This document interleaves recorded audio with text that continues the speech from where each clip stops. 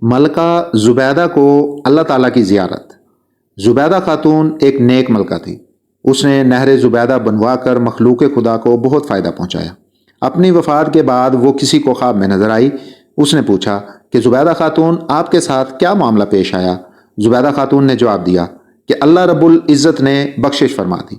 خواب دیکھنے والے نے کہا کہ آپ نے نہر زبیدہ بنوا کر مخلوق کو فائدہ پہنچایا، آپ کی بخشش تو ہونی ہی تھی۔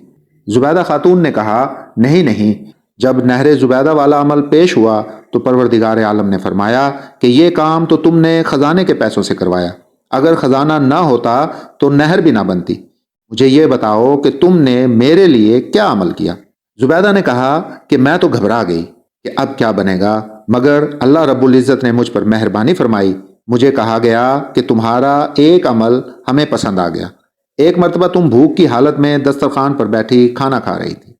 اتنے میں اللہ اکبر کے الفاظ سے اذان کی آواز سنائی دی۔ تمہارے ہاتھ میں لقمہ تھا اور سر سے دوپٹہ سرکا ہوا تھا۔ تم نے لقمے کو واپس رکھا، پہلے دوپٹے کو ٹھیک کیا، پھر لقمہ کھایا۔ تم نے لقمہ کھانے میں تاخیر میرے نام کے ادب کی وجہ سے کی، چلو ہم نے تمہاری مغفرت فرما دی۔